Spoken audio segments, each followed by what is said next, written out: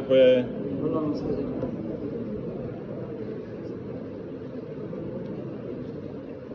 دا ادعو په بارک شهید و حدیث دي چې داو څه حکم لري، ادعو څه برکات دي، ادعو طریقه څه دو. حضور صلی الله علیه وسلم فرمایي الدعاء مخ العباده، مخ العباده. داو د عبادت مغز دی، مغز داو د عبادت مغز دی. و بلد شیو حدیث تای خوش پیغمبر فرمایي چې پنځه کسه سړی داسې دي چې دغه داو ډېره را دیږي نه سولې قبلیږي علی قبلوي. یو هغه مظلوم چې 50 ظلم شي په دا دنیا کې اکلا د الله نه وغوړي، الله دې د سول نه را دوي چې ترڅو پورا د خپل مظلومیت بدل لیا پلوس لیا په جواب او خسته نه وي. یا مظلوم الله پاک دا سول وي چې په وڅړي ظلم شي کنه په کیمه طریقه ظلم وي. او بل هغه سړی چې د حج تطلای وي، الله دې حاجی سړی ها سولینا قبلوي چې ترڅو پورا دای اهل او عیال خپل پورا ترغلای نه وي، اېدا د هو الله پاک نه ردوي. او بالا دعاء المجاهد لیکلی دی، اے مجاهد هغه مجاهد چې د جهاد کو د الله په لار شه، هغه خلق د نه مراد چې علم حاصلوي، دعوت چار کوي، تبلیغ چار کوي، سبا کې د علم د ذاک نه په طلب پسوي. ادغه سړی د الله جل شانه نه مسترد کوي قبلوي. او بل د بیمور سړی سول ها الله پاک نه رد کوي چې ترڅو پورا شنوي یا مړ نوي. او پنځم هغه سړی چې یو غایب دی، د غایب د پورا کوله کازه یا ته یو داو کاوه چې په کراچۍ پلون کای د خدا پاک داس پر پورا وکړي، داس پر پورا وکړي. دعاء الغائب للغائب الله دې دغه سول ان را دوي.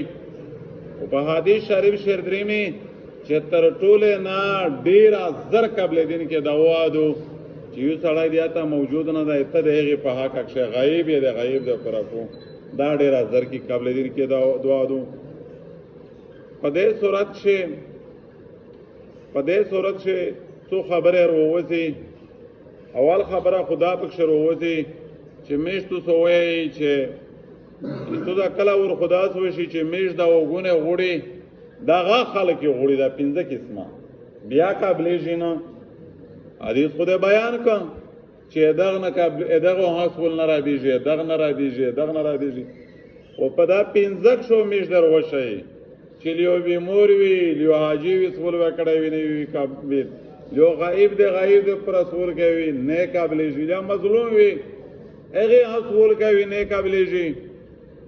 نو یې چې نه داود قبل اوله منازه کې چې داود قبل اوله مطلب څه ده پټاک په مخه کې ساوشي. یې چې نه داود قبل اوله مطلب دا ده چې لیا خو الله جل شانه فورا اصول کا بالکل کلا کلا مشت چې را چې د بل څه اصول ما کړای وای تک بالکل بیانې پغرنګه خبره وشي. دوام داود قبل اول مطلب دا دی چې خدای پاک په تو یو غټ مصیبت تر نازلاوی کوي، یو غټه بالو درته مخ کیږي په تور اغار تلین کوي. او چې دا تک کې ما و داو کې دا سول نه شي قابل ادهږي په بدلاک شه بالو علاوه خردا کو دا دې تو دې داو قبل اول نه دراما مطلب یې دا دی چې کیم سول توکه نه پټاک اغا ولګي نه یو بالو در خراده شي. الله جل شانه دې تکلیف او بدلا شي د قیامت تو تاجر در کو قیامت بدلې در کی پدادریک شو یو خامخاتو ته ملاوي شي. دې واجنه حدیث شریف شردریمی چې داود عبادت ماز دی، داو خامخه غوړي.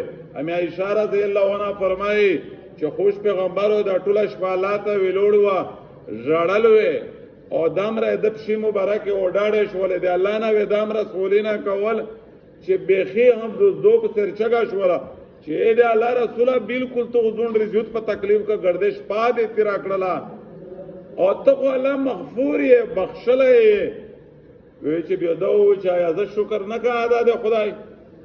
او دومره خبره ده چې د رسول الله په دامره ویلوړي چې ټول شپه او امت ته دا تعلیم و چې تو د خدای نه مغفرت طلب کوي، اے خدای نه غوړې.